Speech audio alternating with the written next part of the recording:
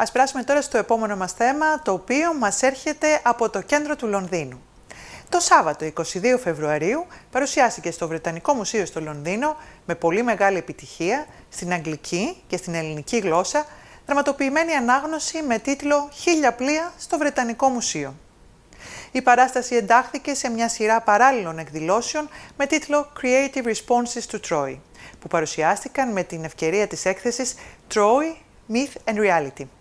Εκατοντάδες κόσμου παρακολούθησε αυτή την όμορφη παράσταση, η οποία πραγματοποιήθηκε ταυτόχρονα σε 3 διαφορετικούς χώρους του Βρετανικού Μουσείου, στο δωμάτιο του Μαυσωλείου της Αλικαρνασσού, στο δωμάτιο της Αθήνας και της Λυκίας και τέλος στο δωμάτιο του Παρθενώνα. Το κοινό παρακολούθησε 22 γυναίκες ηθοποιούς, ανάμεσά τους και η συγγραφέας του έργου, οι οποίες μοιράστηκαν την ιστορία των γυναικείων χαρακτήρων του Τρωϊκού Πολέμου. Στο βίντεο που ακολουθεί θα σας παρουσιάσουμε αποσπάσματα από 5 διαφορετικές ομιλίες. Θα δείτε αποσπάσματα από την Adria Zeniou, The Trojan Woman, την Lena Kasiou, η οποία παρουσίασε την Καλλιόπη, την Jilly Bond, η οποία παρουσίασε την Gaia και τέλος αποσπάσματα από την Nedie Adoniades, η οποία παρουσίασε την Πηνελόπη. Ας παρακολουθήσουμε αφηγήσεις των ηθοποιών με τη σειρά που τις αναφέραμε. None of the women had been able to settle since Polixena had been led away. They knew they would all be taken, picked off one by one. But once Polixena had gone, it was hard to think about anything but who will be removed next. None of them guessed correctly, except Cassandra, who knew, because when the herald finally came, he did not come for a woman. The women would have recognized him even if he hadn't been carrying his staff with its twin ovals at the top, the lower one quoted by a cross.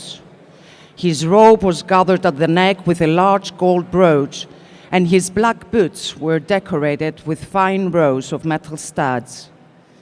He winced as he put his weight on the left foot, as though a sharp stone had worked its way through the bands of leather and wedged itself beneath its heel. Every truce, every shift in the 10-year war had been heralded by Talthybius. The Trojans had seen him many times walking across the plains outside their city to consult with their own heralds or with Hector. He carried himself across the sand with the pomposity of a man who has been sacrosanct for years. No one was permitted to hurt a herald. And yet, he moved slowly. It was not just Cassandra who could see he was reluctant to perform the task he had been allotted. When he finally reached the women, Hecabe stared at him. Sweat poured down his face beneath his ornate cap, its brim pushed back so his black hair sprouted out from beneath it. "You should remove your thick cloak," she said. "It is not as cold as all that."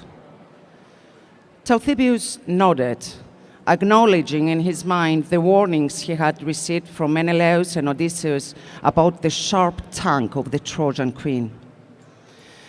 "I have no time for your words, old woman," he said. "I am here for the son of Hector." The scream which rose up did not come from Cassandra. She had watched this happen so many times before that she felt almost dizzy with the repetition. But for Andromache, the widow of Hector, it was new. And so it was her voice which keened so piteously. It was all the more distressing for her family because she was always so quiet. Softly spoken before the birth of her son, Astyanax, she had acquired a low, soothing tone when he was born. Her son, unused to hearing his mother in such distress, began to howl. "No," said Hecabe, "you cannot mean this. He's a baby." Her voice cracked in two, like a dropped pot. "I have my orders," Talthybius said. "Give me the boy." Andromache wrapped her arms tighter around the bundled child she had kept safe through a war in a city on fire. His face was growing purple with the effort of screaming. "Please," she wept. "Please." She fell to her knees before the herald, but she did not let go of her son. Talthybius' supercilious eyebrows dropped a little at the sight of this hopeless woman lying at his feet. He bent down on his haunches, resting his elbows on his bare brown knees. "You know why the Greeks have decided this must be so," he said. He reached out and touched her hair with his fingertips. His voice was quieter now, speaking to Andromache alone.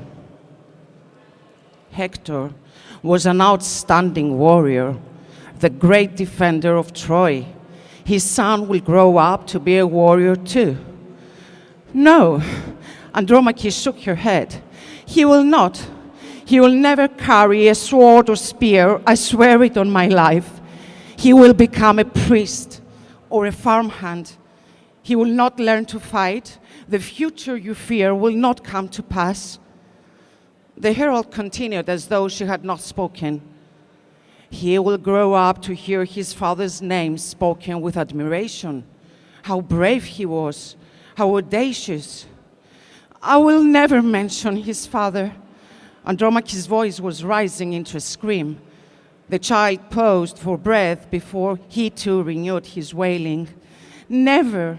The name of Hector has passed my lips for the final time if you will only spare my baby. Please, he will never know whose son he is. He will never remember Troy. He will never speak of it. I swear it on the shade of my dead mother." "But other people will mention him," Talthybius replied. "Hector cannot be excised from the story of the Trojan War. The bards sing his name already. Your name is mentioned in the same songs. Your son will grow up wishing to avenge his father. He will have the murder of Greeks in his heart." "I will change my name," she cried. "I will leave Andromache here in Troy and become someone else in Greece. Who cares what a slave is called?" So, he does have children, my poet, or he once had them. Tears flow from his blind eyes. He can't look at me, can't bear what he's just composed. I want to reach down and stroke his hair and tell him everything will be all right. But it wouldn't be true. Who could say that about a war? He was expecting something else from me, I suppose. I depend on war for my very existence. But depending on it means I need to understand it. And if he wishes to write about it, so must the poet. He is learning that in any war, the victors may be destroyed as completely as the vanquished. They still have their lives, but they have given up everything else in order to keep them. They sacrifice what they do not realize they have until they have lost it. And so the man who can win the war can only rarely survive the peace. The poet may not want to learn this, but he must. Cassandra had to admit it. Apollo's punishment of her was an example of almost perfect cruelty. She had longed to have the gift of prophecy, longed for it. She spent so many hours in the temple with her brother Helenus, each of them a sea of dark locks and a pair of dark eyes, but only one of them beautiful enough to catch the interest of the god himself. She loved Helenus, but, like many twins, she felt she needed something which he didn't have, so she could be sure of where he ended and she began. He had always told her that her beauty was distinction enough, but she wanted something more, something that would not fade over time. When Apollo revealed himself to her, it was in the cool hour of the night. She and Helenus sometimes slept in the temple if their devotions had kept them there late. He on the left side of the door, she on the right. They wedged soft cushions beneath their heads, and she would wriggle under an unfinished robe and use it as a blanket. No, it wasn't impious to take the god's clothing if the embroidery had not been finished yet and it had not been dedicated to him. So when the god appeared, he was kneeling behind her head, his tongue licking her earlobe to wake her. She woke with a start, thinking it was a viper whispering in her ear. She sat up and turned, expecting to see it slithering away across the cool white stone. But instead, she was faced with the radiant glow of a god, slightly larger than a mortal man, and possessed of a strange inner light. He demanded her, and she refused. He asked a second time, and now she was fully awake. She refused again, unless he gave her something in return. "What do you want?" "To see the future," she said. "Some people think of that as a curse," he replied. His golden hair, which flowed back from his forehead in luscious waves, was oppressively bright. He was beautiful, but somehow cold, for all the warm light that he exuded. She found herself squinting to keep her eyes from watering. "But if that is what you want, you shall have it." She expected him to do something, to touch his gold hand to her brow, but he lay motionless beside her as the visions filled her mind. Everything that had been was somehow less real to her than everything which was to come. "Now, give me what is due," he said, reaching his hand out to touch her skin, which looked almost blue in comparison with his radiance.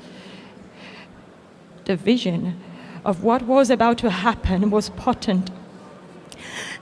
She feared what the god was about to become, so much so that she pulled her hands across her body and her knees up to her chest. "No," she said, "no." Apollo's beauty was transformed in the time it took to blink. The ever-young, ever-glowing archer was suddenly a vicious, vengeful man, his open hand contracting into a fist. "You dare to refuse me?" he asked. "You dare to refuse your God after making a bargain with him?"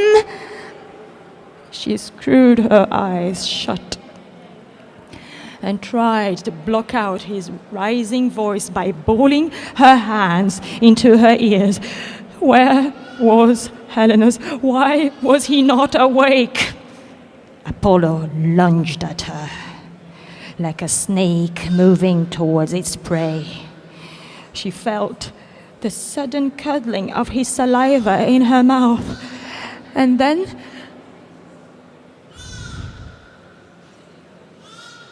he was gone. Gaia, the great mother born from chaos, the first of the gods, stretched her aching limbs, and the earth moved. The mountains shook, but so faintly that the only evidence was the quivering of leaves on branches. She heard the distant sound of men fighting men, and she knew a larger conflict was coming. Zeus had heard her pleas, had consulted with her daughter Themis, and the decision was made. There would be an almighty war, the like of which men had never seen. Gaia had seen a more ruinous war, but long ago. She had been witness to the Titanomachy, when the Titans waged war on the Olympian gods, and the destruction had been impossible, endless, deafening. She had never believed, as the Titans were locked away from the light, behind bronze doors which could never be broken, that she would yearn for another war. But now she yearned. Mankind was just so impossibly heavy. There were so many of them, and they showed no sign of halting their endless reproduction. Stop! She wanted to cry out. Please stop! You cannot all fit on the space between the oceans. You cannot grow enough food on the land beneath the mountains. You cannot graze enough livestock on the grasses around your cities. You cannot build enough homes on the peaks of your hills. You must stop, so that I can rest beneath your ever-increasing weight.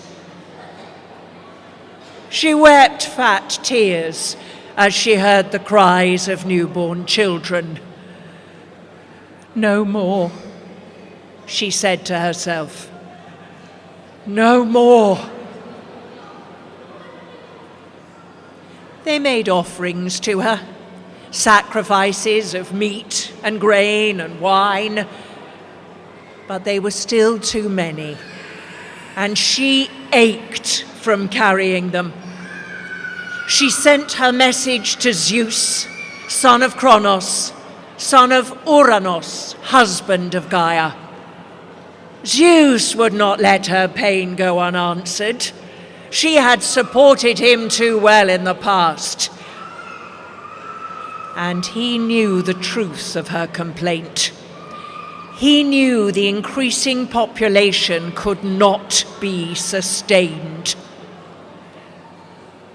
She would not tell him how to diminish their numbers.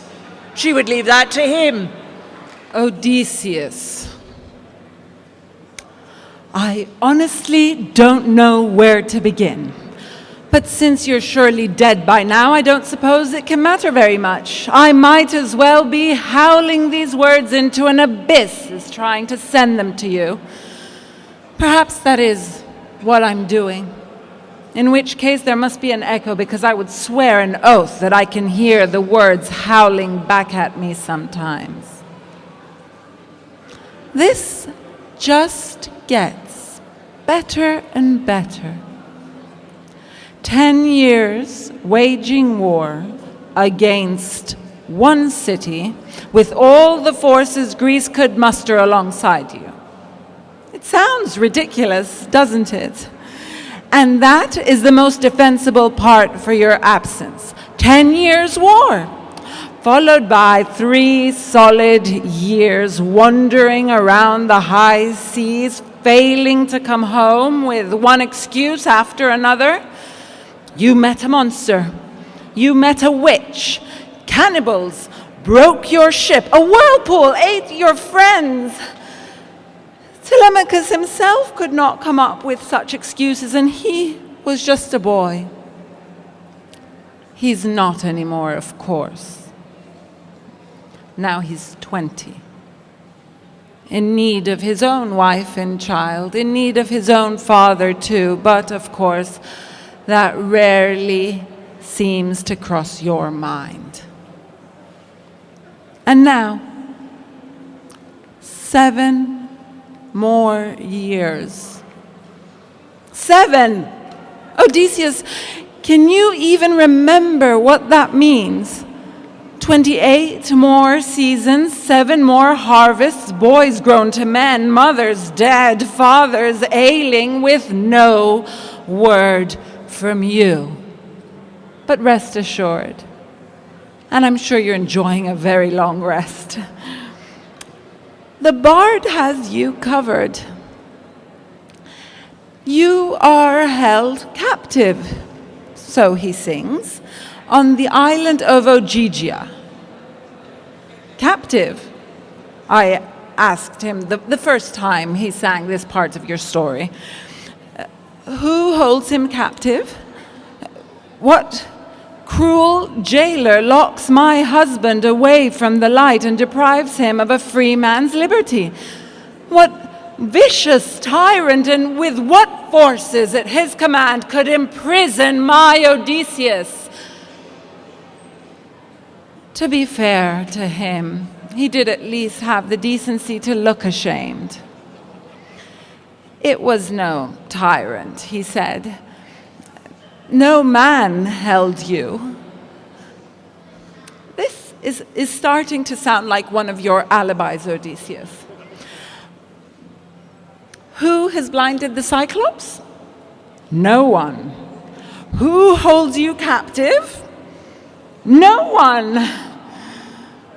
Eventually, after sustained questioning, he admitted that it is a woman who holds you captive. A horrible old crone, I asked, who lives in a tumble-down old house in the woods and has adopted you as her son to chop firewood and hunt wild boar on which she can feast? No, came his shamefaced reply. A nymph. Of course it is. Calypso is her name, so I am told. No wonder he was trying to cover that up. She has, if the bard can be trusted on this, a delightful singing voice. Well, you always did like a tune, didn't you? Perhaps she reminds you of those bird women you were so desperate to hear. Her island is in the middle of nowhere, far from Ithaca, far from everywhere. She lives in a large cave, which sounds practically bestial to me, but apparently she has a hearth and burns cedar logs for warmth and the homely scent.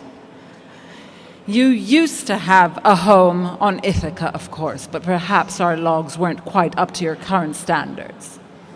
Her cave is surrounded by thick woodlands, apparently, which sounded so much like a euphemism when the bard first sang that I threatened to have him flogged.